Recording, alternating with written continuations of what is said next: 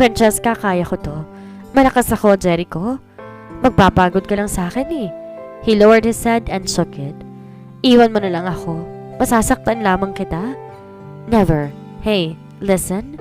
Muli kong iniangat ang kanyang ulo para hulihin ang tingin niya. I promise you I will stay, right? No matter what it takes, dito lang ako. Really? He looked like a lost boy upon saying that. Hindi mo ako iiwan? No. I shook my head and sniffed. Si Francesca kay Jericho lang, diba? He began sobbing louder this time. Kitang-kita kong pagalaw ng balikat na Jericho kaya't niyakap ko na. Sinubsob niya ang mukha sa balikat ko. Hinihigpitan ng yakap sa bewang ko. Thank you, he whispered. Thank you. Nakakagaan ng pakiramdam. Sa kabila ng hapdi ang nangyayaring iyon. Halos kalahating oras yata kaming ganoon at inaalalayan ko lang sa Jericho paupo sa kanyang kama makaraan ng ilang sandali. I gave him a glass of water which he gladly drank. Naupo rin ako sa kanyang tabi pagkatapos. Kinuha ang panyo para punasan ang kanyang tuyong luha and staring at his face. I can see how vulnerable he is now. Noong mag-boyfriend pa kami, may hindi rin naman kami pagkakaintindihan. Pero hindi pa kami umabot sa ganitong iiyak siya. Ngayon lang kaya nasasaktan talaga ako. Wag na iyak, ha? Ngiti ko habang pinupunasan ang pisngi niya. How can you still smile after that? He said in a low voice. Ako? Tanong ko bago nagkibit balikat. Someone told me he will be sad if I lose my smile. So I wanted to still smile kahit masakit para sa kanya. His forehead creased. Who is the someone? Yung mahal na mahal ko. Buwaba ang panyo ko sa panga niya bago siya titigan. Yung asawa ko? I felt something wanting to come out of my chest when I felt his hand touching my wrist, lifted in the air to clean his dried tears. Who is your husband? He asked and moved his head closer. Jericho? I trailed off and glanced at his lips. You are my husband, Jericho. Ikaw lang. Naiwan sa ere ang sunod kong sasabihin nang wala pang ilang sandali. Nahuli ni Jericho ang mga labi ko upang hagkan. I was frozen and stunned at first. Napansin ko rin ang pagkakatigil niya sa halik. Nung una, pero nung gumanti ako'y kagad siyang lumaban pabalik. After 9 months of our marriage, it was the first time we kissed again, this deep and passionate. It was the first time again I get to taste the love of my husband has for me, even if he did not say it. I found myself naked. Hindi ko napansing natanggal niya na ang damit ko dahil sa lalim ng halikang namagitan sa amin. I was beneath him, so staring at his black eyes, admiring my body is a dream come true. You're beautiful, he uttered before glancing at my blushing face. You're beautiful, Francesca. I love you, I said, and I embraced his name, pulling him closer towards me to exchange another round of heated and deep kisses. It was like we were running after something for us to move hastily. Masayang masaya ako. Jericho, gosh! Habol hininga kong sabi ng mas sumigpit ang hawak niya sa balakang ko. Embrace my neck, Francesca. Aniya kahit nahihilo pa ata akong nagmulat ng mata at tinitigan siya. Ha? We will destroy the bed if I still take you here. You don't like buying another bed, right? Aniya kaya namilog ang mata ko. Dali-daling yumakap sa kanyang batok. Naiisip ang kamang nag-iingay kanina pa. It was as if he is carrying something lightly when he carried me. Walang hirap siyang nakaalis sa kama habang hawak akong nakayakap lang sa kanya para tumayo. I felt my back touch the cold wall when he pinned me on it, and my eyes were just wide when he started kissing my neck again, twisting his hips and taking me. Look at me. With my drunk eyes, I glanced at him and he moved his face closer to mine. Kiss me. Napatawa ako nang umuso pa si Jericho. Nang pasimple, kaya't nilapit kong labi ko para hagkan siya. Bagsak kaming dalawa sa kama pagkatapos. Nanlalaki pa ata ang mata ko habang tinatakpan ng asawa ko ang katawan ko ng kumot. Jericho? I called and glanced my way. His soulful black orb staring. Will you stay? I asked lowly and he licked his lower lip sensually before nodding. Yes, let me take a quick shower first, he said and glanced at himself. I smelled like liquor. Well, yeah. Ngisi ko at nakita kong pagtaas ng sulok ng labi niya bago lumapit at kumalabog ang puso ko nung hagkan niya ang noo ko. Wait, I said and he glanced my way, confused. I smiled at him. Inabot ko ang bag ko sa paahan at may kinuha sa loob. I saw his eyes followed it and I bit my lip, slowly taking it out and showed him. Nakita kong gulat sa kanyang mata. Hinanap niya kagad ang tingin ko kaya unti-unti kong inangat ang kamay ko sa ere, dahilan para bahagyang mahulog ang kwintas. Ang pendant ay ang kanyang singsing. Is that the ring? He asked and I nodded, smiling. I'm not forcing you to wear this. I know you still need to think that's true but can you? Medyo nanghina ang boses ko at sumulyap sa kanyang leeg. In case you like, would you like to wear this? He stared at me, startled. Kinabahan ako kaya tumikhim ako. I will understand if you don't want to put it on. He said and my eyes widened when he said that. Are you sure? Halos magwala ang puso ko sa narinig, lalo nang tumango si Jericho. I was shocked and bewildered. My hands are even trembling as I locked the necklace on his neck and he let me. Jericho? I gasped and hugged his nape after. Naramdaman ko naman ang kanyang pagyakap sa akin pabalik. His breath fanned my cheek and I closed my eyes tightly, feeling his warmth. I love you, Jericho. I whispered like it was my religion. Mahal na mahal kita, Jericho ko. He sighed and buried his face more. I am so sorry, Francesca. I wanted to tell you those words when I am sure it's okay. Bulong ko at mas pinikit ang mata. I wanted to give you that ring back as a sign of my promise that I will always stay no matter what and wait for you to remember me. I love you, Jericho. He heaved a deep sigh.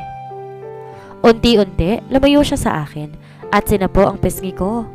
Pinakatitigan ang mata ko. I can feel it and I'm hoping that soon I will be able to name this feeling inside my chest, Francesca, he said. I hope time will come and I will finally tell you those words back. I smiled and nodded. Inalalayan ako ng asawa ko pahigang muli kaya kumalabog ang puso ko. Muling nakahanap ng pahinga at ginhawa. You stay here and sleep first. I will sleep here. Bulong ni Jericho at unti-unti binaba ang labi sa akin para pumatak ng halik. You're delicious, by the way. Din Jericho? I hissed and he just smirked. Pinched my nose and fixed the blanket on my body. Before standing, in his bird suit, he walked towards the bathroom kaya't napapasinghap na ako. Ang yabang, porket mas maputi ang puwet sa kinabukasan ko. Sigaw ko at narinig kong tawa niya pero mayabang na nag-thumbs up lang at pumasok ng banyo. Gusto ko sana siyang antayin pero nakatulugan ko rin yon. Nagising ako kinabukasan na nakahiga sa braso ni Jericho habang siya'y tulog na tulog, nakalingkis sa akin. Napangiti ako. My husband is slowly coming back to me. It was yeah, that's what I hoped because fate has ways to shake even the strongest foundation. Just when you're thinking it's a cue to a fresh start, it isn't. Simula pa palang pala ng bagyo. You can see Stacy's getting weaker and weaker with the therapy. Her doctor told us truthfully and I sighed. Nananakit ang dibdib. What can we do to make her feel better? I asked. What she needed now is support and love, Dr. Falcon. I know you are aware what would chemo do to the patient's body and it's doing its job now. As of now, I really could not promise you anything but we will do our best. I closed my eyes and sighed. Bumabaling sa asawa kong nakatitig sa kwarto ni Stacy. Hey, we should not look at her this way. Kalmadong sabi ni Jericho habang tinutugunan akong magpunas ng luha.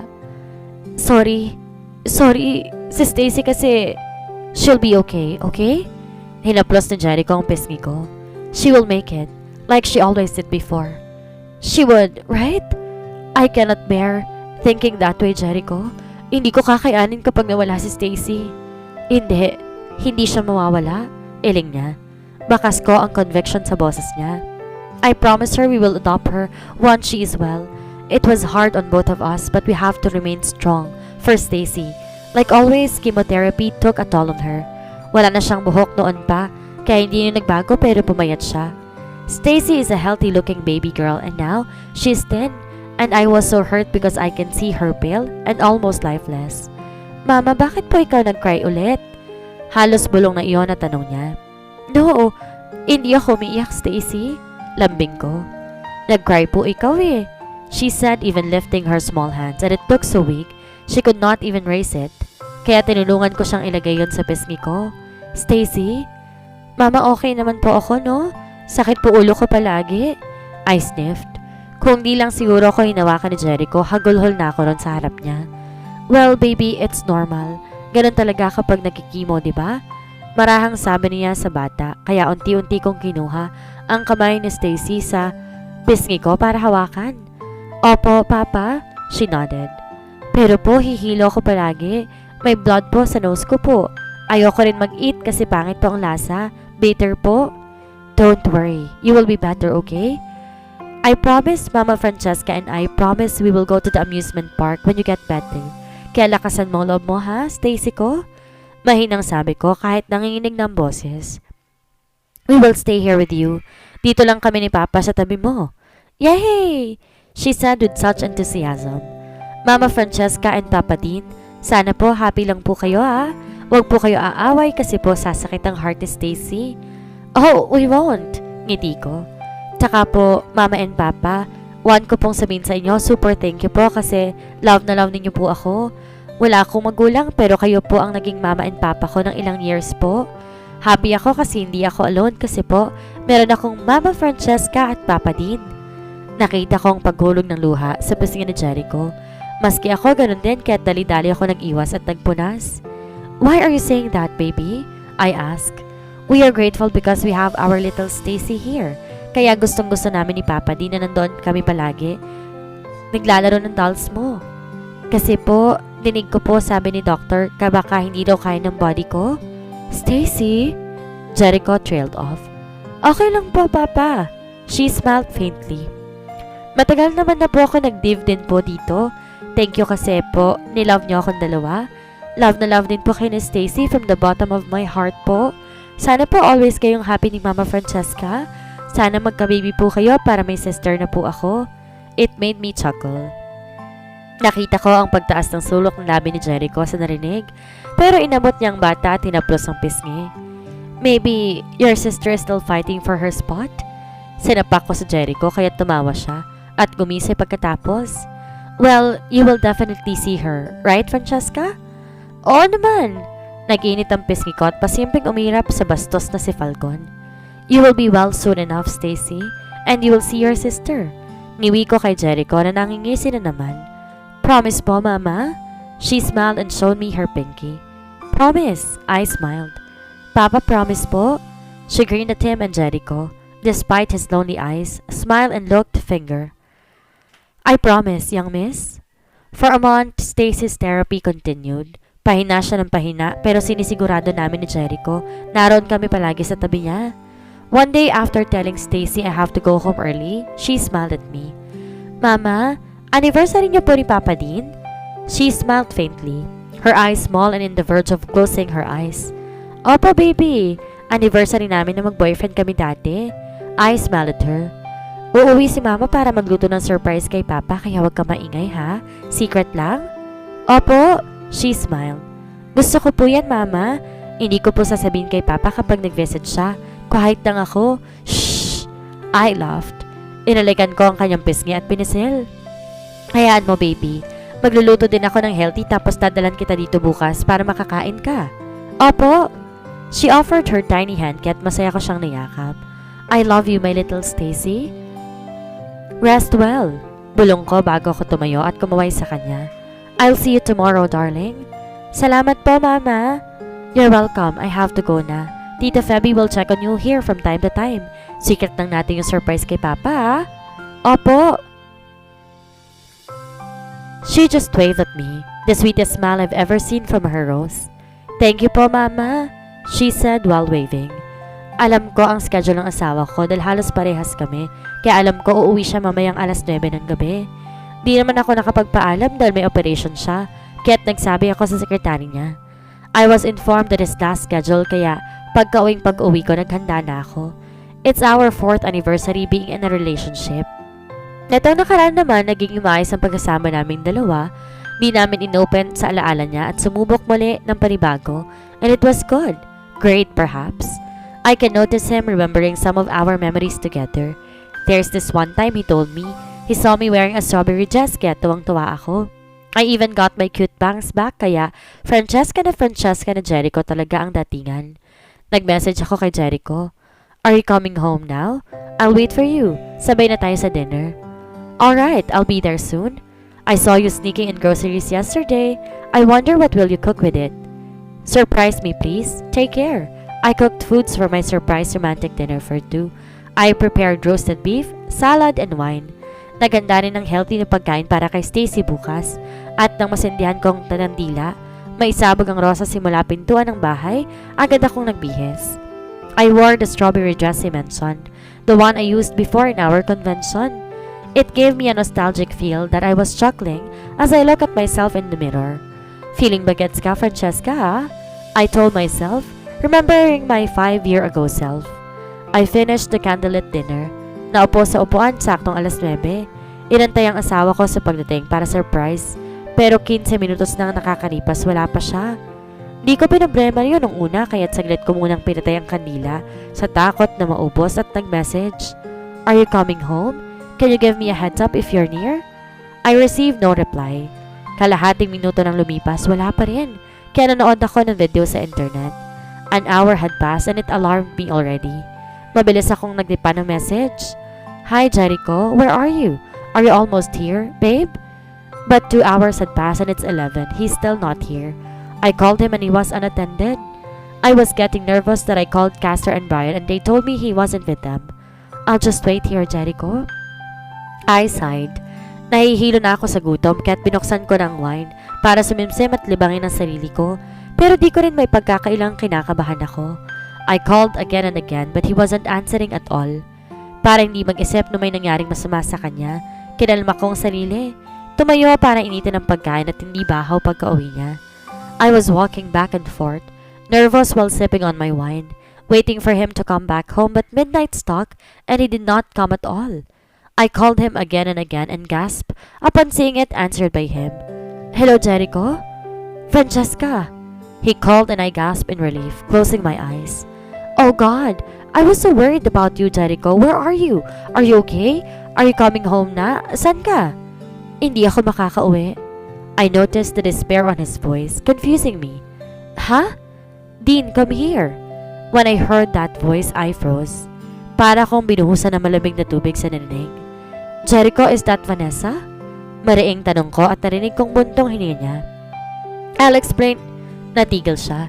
Dean, come here please. Bigla kong narinig ang boses nito ulit, kaya't dumiin ang hawak ko sa wine glass. Napuputol na ang pisi. You choose her or your wife? Malamig kong tanong. Francesca, I waited for you din, Jericho. Answer me, that woman or me? Malakas ang sigaw ko at narinig ko ang pagbuntong hininga ni Jericho. Can we talk about this later? He asked. Sasamahan ko lang si Vanessa. My heart felt like it was squeezed, hearing him. You're choosing her? Itago ko man kumuwala ang pait doon. It's not that. It's not that. Mag-usap tayo bukas. Sumikip ang dibdib ko.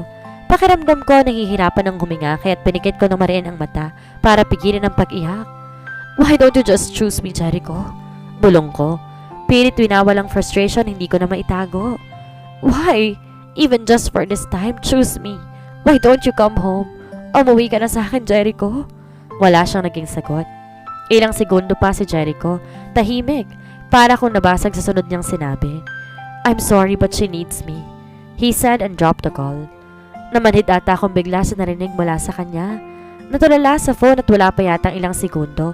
Muli yung umilaw at kumulot ang noo ko nang makitang pangalan ni Feby. I immediately answered it, trying not to sound like I'm about to cry. Hello, Feby? I called but I was stunned when I heard her sobbing. Francesca, she sobbed. What? Kaagad akong kinabahan. Why? Are you okay? Bakit ka umiiyak? It was cold blue. Hearing that color horrified me. Ramdam na ramdam ko ang pagsikip ng dibdib ko habang nakikinig. I just left the room 5 minutes ago and she's just fine. I thought she is... Napahikbi na ako.